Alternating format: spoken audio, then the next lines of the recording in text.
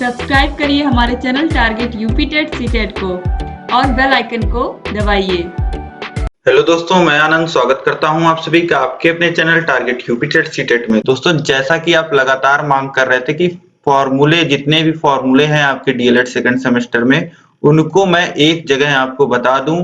तो दोस्तों, मैं आपको यहाँ पे सभी फॉर्मूले भी बताऊंगा और उसके साथ साथ जो आप यूनिट्स में परिवर्तन करते हैं, कहाँ पे आप गलतियां करते हैं, यह सभी चीजें मैं डिस्कस करते चलूंगा एक एक फॉर्मूले पे। इस पे कैसे प्रश्न बनते हैं और क्या क्या गलतियां आपसे होती हैं। ठीक है दोस्तों, तो चलिए हम लोग स्टार्ट करते हैं। सभी चैप्टर्स, पूरा सिलेबस इसमें कवर होगा दोस्तों आपका, और कुछ बेसिक चीजें जहां पे आप गलतियां करते हैं वह चीजें दोस्तों मैं आपको पॉइंट आउट करके बता दूंगा, तो आपसे गलतियां नहीं होंगी। ठीक है, तो चलिए देखते हैं। सबसे पहले जो आपका चैप्टर है लघुत्तम समापवर्त और महत्तम समापवर्तक का, उसमें देखिए जब आपको दो संख्याएं दी गई हो और उन दो संख्याओं का लासा मासा पता हो तो उनमें संबंध क्या होता है। दोस्तों, दो संख्याओं के लासा और मासा में क्या संबंध होता है, उनके जो मासा और लासा का गुणनफल होता है वह उन दोनों संख्याओं के गुणनफल के बराबर होता है।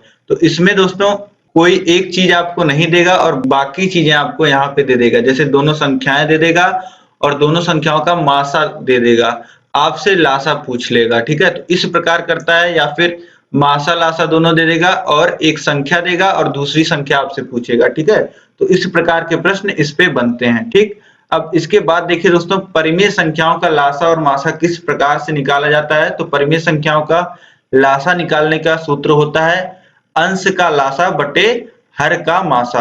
जितनी भी संख्याएं दोस्तों आपको दी गई हैं, जैसे 2/3, 7/9, तो आपको इन संख्याओं का अगर 2/3 और 7/9 का लासा लेना है तो पहले आपको अंशों का लासा ले लेना है, यानी 2 और 7 का आप लासा ले लेंगे और बटे में लिख लेंगे 3 और का मासा। ठीक है, जो ऊपर है, जैसे आप लासा ज्ञात कर रहे हैं परिमेय संख्याओं का, तो अंशों का लासा आपको ज्ञात कर लेना है और हरों का मासा आपको ज्ञात कर लेना है। ठीक है, इसी प्रकार दोस्तों जब परिमेय संख्याओं का मासा आपको निकालना होगा तो अंशों का हम मासा ज्ञात करेंगे और हरों का लासा ज्ञात करेंगे। ठीक है, तो देखते हैं अगला।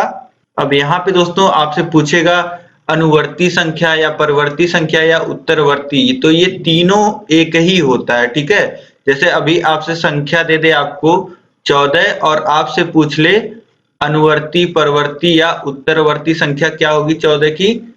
चाहे अनुवर्ती लिखा रहे, चाहे परवर्ती लिखा रहे, चाहे उत्तरवर्ती संख्या निकालने को लिखा रहे, काम हमको एक ही करना है, हमको एक जोड़ देना है। ठीक है, 14 में एक जोड़ देंगे तो 15 जो होगा दोस्तों वह 14 का अनुवर्ती संख्या हम कह लें, या 14 की परिवर्ती संख्या 15 होगी, या 14 की उत्तरवर्ती संख्या होगी वह 15 होगी। तो इसी तरीके से दोस्तों मैंने यहाँ पे आपको देखिए फॉर्मूला क्या दे दिया है।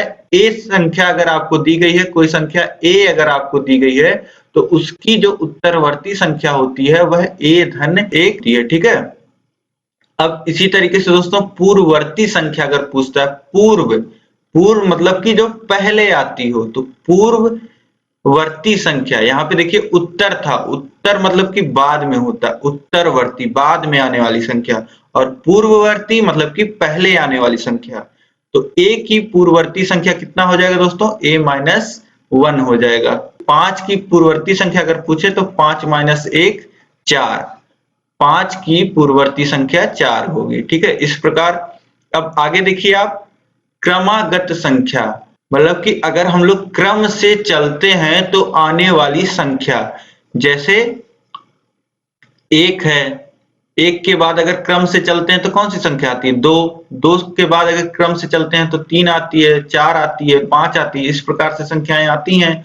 तो क्रम से आने वाली संख्या, कोई संख्या a है तो उसकी क्रमागत संख्या क्या होगी, a-1 होगी। ठीक है, जैसे 1 से 2 पे हम आए हैं तो 1 जुड़ा है इसमें। ठीक है, 2 से 3 पे आए हैं तो 1 जुड़ा है। तो किसी भी संख्या का अगर आपको क्रमागत संख्या ज्ञात करना है तो उसमें हम 1 जोड़ देंगे। ठीक, अब देखिए आप लोग कंफ्यूज कहां हो रहे हैं, आप लोग कंफ्यूज हो रहे हैं क्रमागत सम संख्या। अब दोस्तों क्रमागत सम संख्या अगर आपसे पूछ ले कि ये संख्या है, इसकी क्रमागत सम संख्या आप बताइए, जैसे कि 2 लिख दे और 2 की आपसे क्रमागत सम संख्या पूछे तो 2 की क्रमागत सम संख्या क्या होगी दोस्तों? 2 के बाद 3 आता है, 3 तो सम संख्या है नहीं, तो इसलिए 4 जो होगा, जो उसकी अगली संख्या होगी 4, वह क्रमागत सम संख्या होगी, ठीक है, क्योंकि 3 तो विषम संख्या है दोस्तों, ठीक है। इसीलिए किसी भी संख्या की अगर क्रमागत सम संख्या ज्ञात करना है तो उसमें 2 जोड़ते हैं, तो a की क्रमागत संख्या क्या होगी? a धन 2 होगी, ठीक।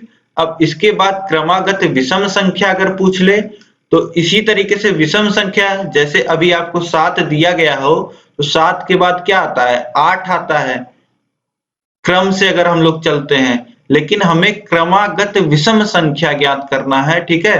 तो यहाँ पे 8 के बाद कौन सी विषम संख्या आएगी? तो 9 आएगी, ठीक है। तो इसीलिए हमें अगर क्रमागत विषम संख्या ज्ञात करनी है, कोई संख्या हमें दी गई है 7 और उसकी क्रमागत विषम संख्या किस प्रकार ज्ञात होगी? 7 में 2 जब जोड़ेंगे तब 9 आएगा, ठीक है। तो इसीलिए a संख्या अगर कोई दी गई है तो उसकी क्रमागत विषम संख्या a धन 2 होगी। यहाँ पे दोस्तों आप देख पा रहे हैं, किसी भी संख्या की अगर क्रमागत सम संख्या पूछे या क्रमागत विषम संख्या पूछे, दोनों ही केस में हम लोग 2 जोड़ रहे हैं।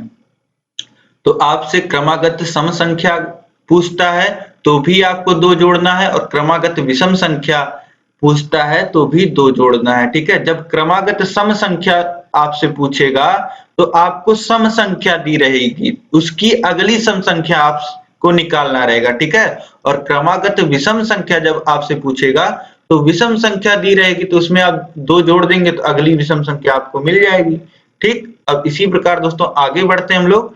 देखिए इसके बाद है योज्य प्रतिलोम। किसी भी संख्या का योज्य प्रतिलोम या योगात्मक प्रतिलोम क्या होता है दोस्तों? किसी भी संख्या, मान लेते हैं a कोई संख्या है और उसमें अगर हम x जोड़ दें, ठीक है, x कोई संख्या जोड़ दें तो वह शून्य हो जाती है। तो x को दोस्तों हम लोग क्या कहते हैं? x को हम लोग योगात्मक प्रतिलोम या योज्य प्रतिलोम कहते हैं, ठीक है। तो किसी भी संख्या a का योज्य प्रतिलोम होता है -a। यहाँ पे x की वैल्यू आप निकालेंगे तो क्या आएगा? -a, ठीक है। तो किसी भी संख्या a का योज्य प्रतिलोम क्या होगा? -a। इसी प्रकार आपसे गुणात्मक प्रतिलोम भी पूछता है, तो किसी भी संख्या का गुणात्मक प्रतिलोम क्या होता है? जैसे कोई संख्या a है और उसका गुणात्मक प्रतिलोम अगर x है तो दोनों का गुणा क्या होता है दोस्तों? 1 के बराबर होता है। तो यहाँ पे x जो है इसे हम लोग क्या कहते हैं? गुणात्मक प्रतिलोम।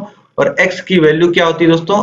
1/a, ठीक है। तो किसी भी संख्या a का गुणात्मक प्रतिलोम क्या होगा?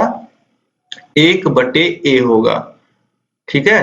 कोई संख्या अगर आपको 5 दी गई है तो इसका गुणात्मक प्रतिलोम कितना हो जाएगा? 1/5। और कोई संख्या जैसे ऋण 3 दी गई है तो इसका गुणात्मक प्रतिलोम कितना हो जाएगा? ऋण 1/3, ठीक है। तो संख्या के चिन्ह में कोई परिवर्तन नहीं होता है गुणात्मक प्रतिलोम में, जबकि यहाँ योज्य प्रतिलोम में दोस्तों बस चिन्ह ही परिवर्तित होता है और कुछ नहीं, ठीक है। यहाँ संख्या बटे में आ जाती है और चिन्ह में परिवर्तन नहीं होता है, ठीक है। इसके बाद देखते हैं दोस्तों, इसके बाद देखिए जैसे हम संख्याओं में अगर भाग दे रहे हैं, जैसे कोई संख्या है 13, इसमें भाग दे रहे हैं 4 से, और भाग कितनी बार जाएगा दोस्तों? 3 बार जाएगा और यहाँ आ जाएगा 12 और फिर घटा देंगे 13 में से 12 को तो यहाँ पे आ जाएगा शेषफल 1। तो यहाँ पे दोस्तों 4 को क्या बोला जाता है? 4 को बोला जाता है भाजक, 13 को बोला जाता है भाज्य, 3 को बोला जाता है दोस्तों भागफल, भाग देने के बाद क्या फल आया है, और 1 जो बच गया है इसे हम लोग क्या बोलते हैं? इसे बोलते हैं शेषफल, ठीक है। तो यही आपको याद रखना है कि जो भाज्य है जिसमें भाग दिया जा रहा है, इसका मान अगर हमको ज्ञात करना हो तो इसका मान आता है दोस्तों भाजक, जिससे भाग दिया गया है गुणे भागफल, जितना भाग देने के बाद फल प्राप्त हुआ है, धन जोड़ दिया जाता है शेषफल को, ठीक है। जैसे यहाँ पे कितना लिख सकते हैं हम लोग? यहाँ पे हम लोग 13 बराबर लिख सकते हैं 4 गुणे 3 धन 1। तो यहाँ पे देख रहे हैं इसका मान हमें कितना मिल जाएगा? 13 मिल जाएगा। 4 का गुणा 3 में होगा 12, धन 1 13। तो इस प्रकार दोस्तों इस पे भी कुछ सवाल बन सकते हैं, तो यह भी आप याद रखिएगा। अब इसके बाद देखते हैं दोस्तों, इसके बाद देखिए सर्व समीकाएं हैं, ठीक है। इनका प्रयोग जगह जगह हर जगह आपको देखने को मिलेगा, तो इनको तो दोस्तों एकदम मस्ट है, आपको याद कर लेना है, ठीक है। तो इसमें से दोस्तों आपको याद भी होंगी, a प्लस बी का होल स्क्वायर कितना है दोस्तों, a square plus 2ab plus B square, ठीक। इसी प्रकार a माइनस बी का होल स्क्वायर कितना होता है, a square minus 2ab plus B square. और a plus B plus C का होल स्क्वायर कितना होता है दोस्तों, अगर तीन पद आपस में जुड़ रहे हों और तीनों का वर्ग हो रहा हो तो कितना आएगा, a square plus B square plus C square plus 2ab plus 2bc plus 2ca, ठीक। अब इसके बाद देखिए क्यूब अगर हो रहा हो, दो पद आपस में जुड़ रहे हो, उन दोनों का क्यूब हो रहा हो, तो a प्लस बी का होल क्यूब कितना होता है, a cube plus B cube plus 3ab और ब्रैकेट में a प्लस बी। इसी प्रकार a माइनस बी का होल क्यूब कितना होता है, a cube minus B cube minus 3ab और ब्रैकेट में a माइनस बी, ठीक। अब ये हो गया दोस्तों होल क्यूब। अब इसके बाद अलग अलग दोस्तों पदों का क्यूब हो रहा हो, दोनों आपस में जुड़ रहे हो, तो a cube plus B cube कितना होता है, a प्लस बी और दूसरे ब्रैकेट में a square minus A B plus B square, इतना होता है। यह मेन सूत्र है। और कहीं पे दोस्तों ऐसा भी हो सकता है कि a cube plus B cube का आपको मान ज्ञात करना हो और आपको इस फॉर्मूले का, इसी फॉर्मूले का, ये जो पहले आपने पढ़ा है इसी का यूज अगर आप करते हैं तो यहाँ से दोस्तों a cube plus B cube की वैल्यू आपको कितनी मिल जाएगी, a cube plus B cube की वैल्यू आपको मिल जाएगी a प्लस बी का होल क्यूब माइनस 3ab, ठीक है, इसी फॉर्मूले का यूज करके। तो a cube plus B cube को दोस्तों हम लोग इतना भी लिख सकते हैं। इसी प्रकार a cube minus B cube का जो मेन फॉर्मूला होता है वह होता है a माइनस बी और अगले ब्रैकेट में a square plus A B plus B square, ठीक। और इसी तरीके से a cube minus B cube को दोस्तों इस फॉर्मूले से हम लोग कितना लिख सकते हैं, a minus B plus 3a bracket में a माइनस बी। तो यही यहाँ पे हमने लिखा है, तो इसका भी यूज आपको प्रश्न में देखने को मिल सकता है। अब ये दोस्तों आपके प्रैक्टिस के ऊपर है, आप इन फॉर्मूलों का कितना प्रैक्टिस करते हैं। यह सभी फॉर्मूले दोस्तों मैं आपको एक जगह लिख के दे रहा हूं और इन्हीं पे प्रश्न बनते हैं, यह भी आप जान लीजिए। लेकिन एक बात और इसके साथ जो आपको जाननी है दोस्तों वह यह है कि जब तक आप प्रैक्टिस नहीं करेंगे तब तक एक बार फॉर्मूले को देख करके आप परीक्षा हॉल में क्वेश्चन पेपर को पूरा सॉल्व करके चले आएंगे, यह भी नहीं है, ठीक है। तो आपको प्रैक्टिस करना पड़ेगा, प्रैक्टिस मस्ट है, तभी आप इन फॉर्मूलों को इम्प्लीमेंट करते हुए क्वेश्चन पेपर को सॉल्व करके आएंगे, ठीक है। बाकी दोस्तों प्रैक्टिस तो मैंने आपको इतना करा ही दिया है।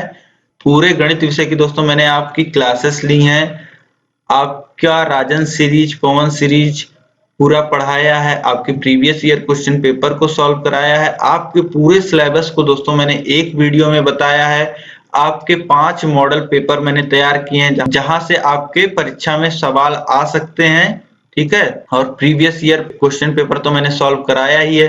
तो यह सभी दोस्तों आपको गणित के प्लेलिस्ट में ऊपर आई बटन में और नीचे डिस्क्रिप्शन बॉक्स में देखने को मिल जाएगा।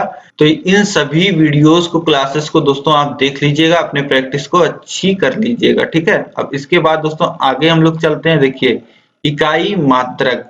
अब दोस्तों क्या होता है, जो भी प्रश्न आपसे पूछे जाते हैं उनमें जो वैल्यूज दी रहती हैं वह उनका कोई यूनिट होता है, कोई मात्रक होता है, ठीक है, जिनमें वो मापी जाती हैं। तो एक मात्रक को दूसरे मात्रक में भी ऐसा होता है, कई बार बदलना पड़ता है जिसमें आपसे गलतियां होती हैं। तो वो गलतियां ना हो इसलिए मैं सभी मात्रक जो हैं, लंबाई का, क्षेत्रफल का, आयतन का, धारिता का, चाल का, स्पीड का, तो सभी यहाँ पे आप देख लीजिए एक जगह, और कोई कंफ्यूजन इसके बाद नहीं रह जाएगा।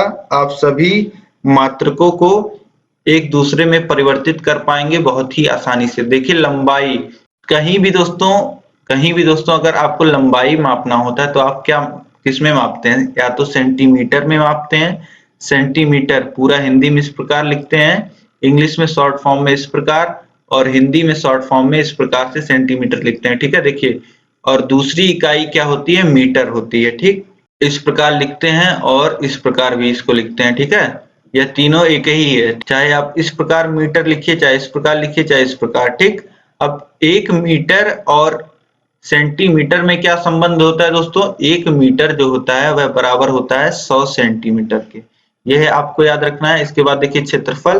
क्षेत्रफल में दोस्तों कभी भी जब भी हम क्षेत्रफल ज्ञात करते हैं तो हम लोग दो लंबाइयों का, जहां पे लंबाई चौड़ाई जो भी आप कहते हैं, जैसा आकृति रहता है उस प्रकार से दो मापों को हम आपस में गुणा करते हैं। जैसे कि सेंटीमीटर और सेंटीमीटर में अगर नापी गई हैं तो क्या होता है, वर्ग सेंटीमीटर हम कहते हैं या सेंटीमीटर स्क्वायर कहते हैं। दोनों एक ही चीज है, वर्ग सेंटीमीटर कहिए आप या सेंटीमीटर स्क्वायर कहिए या इस प्रकार सेंटीमीटर स्क्वायर लिखिए, यह तीनों एक ही बात है। इसी प्रकार दूसरी इकाई मीटर में अगर मापे हैं तो मीटर गुणे मीटर कितना होता है, वर्ग मीटर होता है या मीटर स्क्वायर होता है या मीटर स्क्वायर, इस प्रकार लिखिए। अब एक वर्ग मीटर में दोस्तों कितना वर्ग सेंटीमीटर होता है, तो एक वर्ग मीटर में 10,000 वर्ग सेंटीमीटर होता है, ठीक है। अब इसके बाद देखिए आयतन। आयतन को जब मापेंगे तो तीन चीजें मापी जाती हैं, लंबाई चौड़ाई ऊंचाई, ठीक है। तो सेमी सेमी सेमी कितना होता है, घन सेमी जिसे हम लोग बोलते हैं, सेंटीमीटर का 3 बार गुणा होता है, घन सेमी या सेंटीमीटर क्यूब इस प्रकार लिखते हैं, ठीक।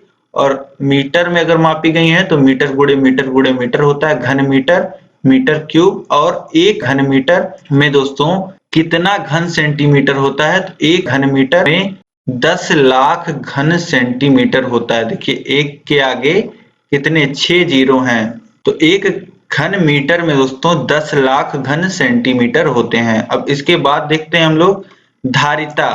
किसी कोई बर्तन है उसमें कितना द्रव्य आ सकता है, इसको हम लोग किसमें मापते हैं, लीटर में मापते हैं।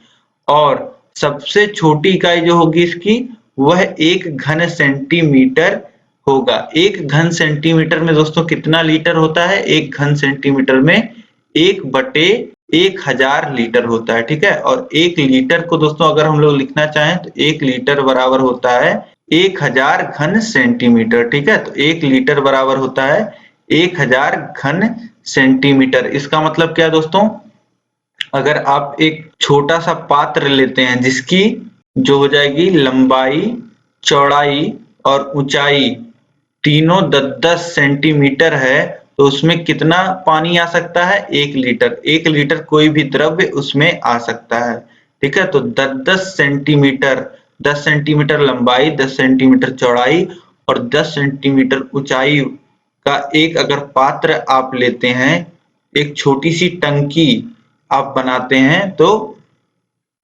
उसमें कितना द्रव्य आएगा, 1 लीटर। और इसी प्रकार दोस्तों 1 घन मीटर में कितना होता है, 1000 लीटर। मतलब कि 1 मीटर चौड़ाई लंबाई और ऊंचाई वाला अगर आप टंकी बना रहे हैं तो उसमें कितना आएगा, 1000 लीटर पानी आएगा, ठीक है। तो इस प्रकार दोस्तों आप याद रख सकते हैं। अब आगे बढ़ते हैं हम। देखिए गति, चाल, स्पीड। अब गति का मात्रक क्या होता है दोस्तों, गति जैसा कि आपको पता है चाल बराबर दूरी बटे समय होता है। तो दूरी किसमें नापते हैं हम लोग, किलोमीटर में या मीटर में नापते हैं, और समय को किसमें नापते हैं, घंटे या सेकंड में। तो इसका जो मात्रक होता है दोस्तों वह किलोमीटर प्रति घंटा, किलोमीटर प्रति घंटा, या इस प्रकार लिखें किलोमीटर प्रति घंटा या इस प्रकार लिखें, तीनों एक ही चीज है। तो इसका मात्रक किलोमीटर प्रति घंटा होता है या मीटर पर सेकंड होता है। इस प्रकार लिखें मत मीटर प्रति सेकंड, या इस प्रकार लिखें मीटर पर सेकंड, या इस प्रकार आप लिखें मीटर पर सेकंड, तीनों एक ही चीज है।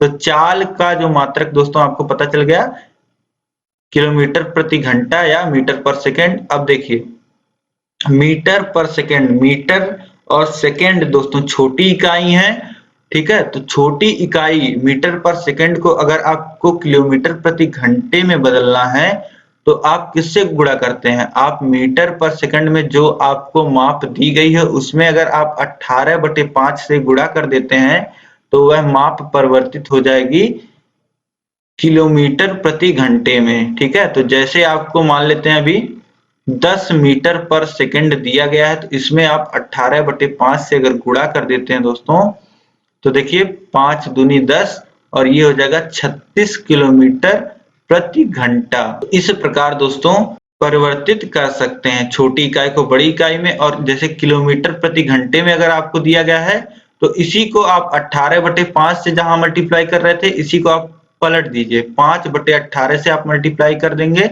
ठीक है, देखिए अंश छोटा हो गया। जब छोटे से बड़े में जा रहे हैं तो बड़ा अंश रखेंगे, यह आप लोग याद रखिएगा। जब छोटे से बड़े में जा रहे हैं तो बड़े अंश से मतलब बड़ी जगह हमें पहुंचना है, तो जो संख्या बड़ी है जिसका अंश बड़ा है उससे गुणा करना पड़ेगा। ठीक है, और अब देखिए बड़ी यूनिट से हम छोटी यूनिट में जा रहे हैं तो हम छोटी संख्या 5/18 से गुणा कर लेंगे। तो इसी प्रकार दोस्तों अगर देखिए यहीं पे आपको 72 किलोमीटर प्रति घंटे को बदलना हो मीटर पर सेकंड में तो 5/18 से आप गुणा कर दीजिए।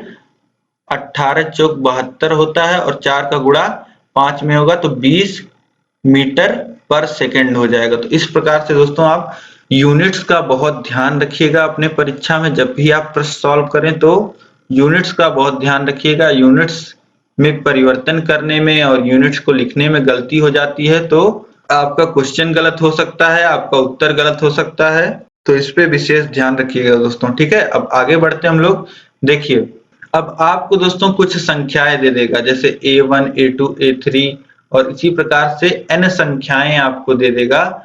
इनका आपसे दोस्तों पूछेगा माध्यिका। ठीक है, इसमें आप लोग को बहुत कंफ्यूजन रहता है। तो देखिए n संख्याएं यहाँ पे दी गई हैं। n दिए गए आंकड़ों की संख्या है। जैसे कि अगर आपको यही आंकड़ा दे दिया 1, 2, 3, 4 तो यहाँ पे क्या है 4 संख्याएं हैं। ठीक है, इसी प्रकार यहाँ पे अगर n संख्याएं दी गई हो, ठीक है, और n एक विषम संख्या हो, ठीक है, जैसे आपको 5 आंकड़े दे दिए गए यहाँ पे, तो इन 5 आंकड़ों का माध्यिका हमें कैसे ज्ञात करना हो, जैसे 3 आंकड़े या 5 आंकड़े या 7 आंकड़े या 9 आंकड़े आपको दिए गए हों तो 3, 5, 7, 9 इस प्रकार से अगर विषम आंकड़े आपको दिए गए हों दोस्तों, जो आंकड़े दिए गए हैं उनकी संख्या अगर विषम होती है तो हम लोग क्या सूत्र लगाते हैं, माध्यिका बराबर n-1/2वां पद जो होगा दोस्तों। सबसे पहले माध्यिका ज्ञात करने में जो भी आपको ये संख्याएं दी गई हैं इनको आप एक क्रम में लगा लेते हैं। पहले तो आप ये याद रखिएगा,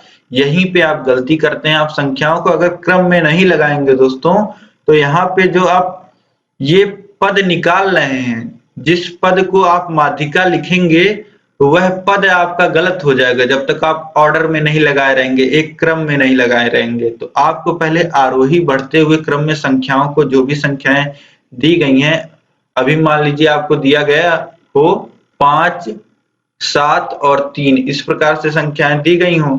अब माध्यिका आपको ज्ञात करना हो तो आप करेंगे, सूत्र लगाएंगे 3-1/2 यानी कि 2वां पद, मतलब कि दूसरा पद, मतलब कि 7 को आप माध्यिका बता देंगे, जबकि ये गलत होगा। जब तक आप इसको ऑर्डर में नहीं लिखे रहेंगे 3, 5 और 7 इस प्रकार से दोस्तों आप ऑर्डर में जब तक नहीं लिखे रहेंगे तब तक आपकी माध्यिका सही नहीं आएगी। यहाँ पे माध्यिका 5 होगी। तो इस प्रकार से दोस्तों आप पहले ऑर्डर में लगाइएगा, उसके बाद देखिएगा संख्या कितनी है। संख्या अगर विषम होती है, जैसे कि यहाँ पे 3 संख्याएं दी गई थी, मतलब कि यही वाला फॉर्मूला आपको लगाना था। ठीक है, तो विषम संख्याएं अगर दी गई हो n-1/2वां पद, ये जितनी वैल्यू आएगी दोस्तों n-1/2 की, इस पद का मान, इस पद का जो मान होगा वह आपकी माध्यिका होगी। ठीक है, जैसे यहाँ पे 2वां पद का मान मतलब कि 5, इस प्रकार से हमने माध्यिका 5 ज्ञात की थी। ठीक है, 3, 5 और 7 में। अब इसी प्रकार से दोस्तों अगर n की संख्या अगर सम हो, आपको मान लेते हैं 4 संख्याएं दी गई हैं या 6 संख्याएं, 8 संख्याएं, 12 संख्याएं, इस प्रकार से अगर संख्याएं दी गई हैं तो माध्यिका का सूत्र क्या होगा दोस्तों, माध्यिका का सूत्र होगा 1/2। 1/2 का गुणा हो रहा है दोस्तों यहाँ पे, इसको आप विशेष ध्यान रखिएगा, इसको आप लोग भूल जाते हैं। तो इस 1/2 का गुणा हो रहा है दोस्तों n/2वां पद, n/2वां पद धन n/2 धन 1। पहले आप n/2 निकालेंगे और उसमें 1 फिर जोड़ेंगे। ठीक है, वहां पद का मान। ठीक, तो इस प्रकार से सम संख्याओं का दोस्तों आप माध्यिका निकाल सकते हैं। ठीक, और आपसे अगर दोस्तों समांतर माध्य पूछ रहा है तो समांतर माध्य क्या होता है, जितने भी पद आपको दिए गए हैं सभी पदों का आप योग कर लीजिए और बटे जितने पद दिए गए हैं पदों की जो संख्या है उससे भाग दे दीजिए, आपको समांतर माध्य मिल जाएगा। ठीक, इसके बाद देखिए दोस्तों समानुपात पे प्रश्न पूछ लेता है। समानुपात का क्या मतलब होता है दोस्तों, समानुपात का मतलब समान अनुपात, जैसे A अनुपाते B दिया गया है और समानुपाते C अनुपाते D दिया गया है। तो यहाँ पे दोस्तों इस प्रकार से जब समानुपात दिया रहता है तो जो बाह्य पदों का गुणनफल होता है, मतलब कि AD का जो गुणनफल होगा वह बराबर होगा B और C मध्य पदों के गुणनफल के बराबर होगा। ठीक है, तो यही आपको याद रख लेना है, जहां भी आपको समानुपात दिखे वहां पे A इंटू D बराबर होगा B इंटू C, मतलब कि बाह्य पदों का गुणनफल बराबर होगा अंतः पदों के। और दोस्तों आपसे पूछता है टैली चिन्ह किस प्रकार से दिखाते हैं, तो टैली चिन्ह ये होता है, आप याद रखिएगा, 4 खड़ी लाइन इस प्रकार से और एक तिरछी लाइन। जब बारंबारता दोस्तों 4 से अधिक हो जाती है तो कंफ्यूजन ना हो, कई बार ऐसे आप लाइन खींच देंगे तो आप खुद कंफ्यूज रहेंगे कितनी लाइन है, उसको 4 बार गिनेंगे तब आपको समझ में आ जाएगा, तब आपको समझ में आएगा कि कितनी लाइन्स हैं। तो इसी प्रॉब्लम को दोस्तों सॉल्व करने के लिए 4 खड़ी लाइन और एक तिरछी लाइन को इसको 5 गिना जाता है। ठीक है, और 5 अगर मान लेते हैं बारंबारता 6 आपको दिखानी है तो 5 इस प्रकार दिखा दिए, एक खड़ी लाइन और दिखा दीजिए, ये 6 हो गया। ठीक, इसी प्रकार ये 7, ये 8, ये 9 और फिर 10 करना होगा तो इस प्रकार से लाइन, फिर 11, तो इस प्रकार से दोस्तों आप बारंबारता को दिखा सकते हैं। ठीक, अब इसके बाद देखते हैं दोस्तों, इसके बाद जो मेन फॉर्मूले हैं वह आपके त्रिभुज, आयत, वर्ग, घन, घनाभ। तो दोस्तों हम लोग वही यहाँ पे फॉर्मूले देख रहे हैं जिन पे आपके प्रश्न बनते हैं सेकंड सेमेस्टर में। ठीक है, तो देखिए त्रिभुज में किन किन फॉर्मूले पे आपके क्वेश्चंस बनते हैं। तो सबसे पहले त्रिभुज, इस प्रकार से 3 भुजाओं से घिरी हुई आकृति को त्रिभुज कहते हैं। और त्रिभुज का आपसे क्षेत्रफल पूछ लेगा तो त्रिभुज का क्षेत्रफल होता है दोस्तों 1/2 आधार गुणे ऊंचाई। ठीक है, आधार यहाँ पे आपका ये AC हो गया और ऊंचाई क्या हो गया दोस्तों, यहाँ पे ये जो BD है ये ऊंचाई है त्रिभुज की। ठीक है, तो त्रिभुज का क्षेत्रफल आपको पता चल गया कितना होता है, 1/2 गुणे आधार गुणे ऊंचाई। ठीक है, और एक फॉर्मूला दोस्तों, अगर तीनों भुजाएं जो हैं वह बराबर हैं त्रिभुज की, मतलब कि समबाहु त्रिभुज अगर है तो उसका क्षेत्रफल कितना होता है दोस्तों, उसका क्षेत्रफल होता है करणी में 3/4 गुणे भुजा का वर्ग। ठीक है, अब दोस्तों त्रिभुज में ही समकोण त्रिभुज आप देख लीजिए, त्रिभुज में ही यहाँ पे जिस त्रिभुज में एक कोण 90 अंश का होता है, एक एंगल 90 डिग्री होता है, उसे हम लोग समकोण त्रिभुज कहते हैं। और इसमें एक प्रमेय, एक फॉर्मूला दोस्तों आपको याद रखना होता है, जो कर्ण का वर्ग होता है वह बराबर होता है आधार धन लंब के वर्ग के, मतलब कि जो सबसे बड़ी भुजा कर्ण होती है, जो 90 एंगल के सामने की भुजा होती है दोस्तों वह कर्ण होती है। ठीक है, और यह भुजा आधार और यह भुजा को हम लोग लंब कहते हैं। ठीक है, तो कर्ण का जो वर्ग होता है, जो सबसे बड़ी भुजा है उसका वर्ग होता है बाकी दोनों भुजाओं के वर्ग के योग के। ठीक है, तो ये आप लोग याद रखिएगा, जहां भी दोस्तों त्रिभुज दिया रहेगा और समकोण त्रिभुज दिया रहेगा वहां पे कहीं ना कहीं क्वेश्चन में ये जरूर यूज होता है पाइथागोरस प्रमेय, तो इसको आप लोग याद रखिएगा। अब इसके बाद दोस्तों आयत हम लोग देख लेते हैं। आयत में दोस्तों क्या होता है, आमने सामने की भुजाएं बराबर, सभी कोण 90 अंश। इसका क्षेत्रफल अगर हमें निकालना हो तो क्या सूत्र होता है, लंबाई गुणे चौड़ाई, जिसे हम लोग L इंटू B भी लिखते हैं। और परिमाप दोस्तों, इसकी ये जो भुजा की चारों भुजाओं की माप अगर हमें लेना हो तो ये इसका सूत्र क्या होता है, परिमाप बराबर होता है 2 गुणे ब्रैकेट में लंबाई धन चौड़ाई। ठीक, तो ये आप लोग याद रखिएगा। अगर परिमाप, ये पूरी दूरी अगर हमें निकालना हो भुजाओं में, मतलब कि A से अगर चल रहे हैं फिर B पे पहुंच रहे हैं, फिर C पे पहुंच रहे हैं, फिर D पे, फिर A पे पहुंचने में कितनी दूरी हम तय कर रहे हैं, यही होता है परिमाप। ठीक, आयत का परिमाप का सूत्र हो गया। आयत का विकर्ण अगर DB ये आपको निकालना हो दोस्तों, इसकी लंबाई या फिर AC की लंबाई आपको निकालना हो तो फॉर्मूला है करनी में लंबाई का वर्ग धन चौड़ाई का वर्ग। अब इसके बाद देखते हैं दोस्तों वर्ग, चारों भुजाएं बराबर हैं, क्षेत्रफल होता है भुजा का वर्ग और परिमाप ये पूरी दूरी कितनी होती है 4 इंटू भुजा, भुजा को 4 बार जोड़ लीजिए। ठीक, विकर्ण कितना होता है करनी में 2 बटे करनी में 2 गुणे भुजा, या जिसे लिख सकते हैं भुजा गुणे करनी में 2। अब इसके बाद दोस्तों क्षेत्रफल की बात हम कर ही रहे हैं आयत के, तो आयत के ही क्षेत्रफल का प्रयोग करके दोस्तों कोई कमरा है उसके चारों दीवारों का अगर हमें क्षेत्रफल निकालना है तो हम किस प्रकार निकालते हैं, कमरे के चारों दीवारों का क्षेत्रफल होता है 2 गुणे ब्रैकेट में लंबाई धन चौड़ाई गुणे ऊंचाई। तो किसी भी कमरे का दोस्तों अगर आपको केवल चारों दीवारों का क्षेत्रफल निकालना है तो इस फॉर्मूले से आप निकाल सकते हैं। ठीक है, अब इसके बाद दोस्तों देखिए घन तो आप सभी को पता होगा, क्यूब जिसमें सभी भुजाएं जो हैं वह बराबर होती हैं, 3D आकृति होती है दोस्तों, आप सभी को पता है सभी भुजाएं बराबर हो। अब ए अगर इसकी भुजा दे रखी हो दोस्तों तो इसका आप सभी को पता होगा आयतन, घन का आयतन क्या होता है दोस्तों भुजा का क्यूब, भुजा का 3 बार गुणा हो जाता है। ठीक है, तो ये घन का आयतन भुजा क्यूब और घन के 6 पृष्ठों का क्षेत्रफल, यह जो पृष्ठ हैं जो सामने बगल ऊपर आपको दिख रहे हैं इन सभी का क्षेत्रफल अगर हमें जोड़ के निकालना हो तो 6 पृष्ठों का क्षेत्रफल क्या होता है 6 गुणे भुजा का वर्ग। ठीक, मतलब एक पृष्ठ का क्षेत्रफल अगर निकालेंगे तो भुजा गुणे भुजा होगा और 6 का निकालना चाहेंगे तो 6 गुणे भुजा का वर्ग। इसी प्रकार दोस्तों घनाभ के 6 पृष्ठों का अगर क्षेत्रफल हमें निकालना हो, घनाभ में क्या होता है दोस्तों, घन में जैसे सभी भुजाएं बराबर होती हैं लेकिन घनाभ में क्या होता है सभी भुजाएं अलग अलग होती हैं, लंबाई चौड़ाई और ऊंचाई सभी अलग अलग होती हैं। ठीक, तो घनाभ में दोस्तों अगर आयतन हमें निकालना हो तो लंबाई गुणे चौड़ाई गुणे ऊंचाई होता है और 6 पृष्ठों का क्षेत्रफल अगर निकालना हो तो 2 गुणे लंबाई गुणे चौड़ाई धन चौड़ाई गुणे ऊंचाई धन ऊंचाई गुणे लंबाई है। ठीक है, तो देखिए तीनों का आपस में गुणा हो रहा है, पहले लंबाई का गुणा चौड़ाई में हो रहा है, फिर देखिए चौड़ाई का गुणा ऊंचाई में हो रहा है,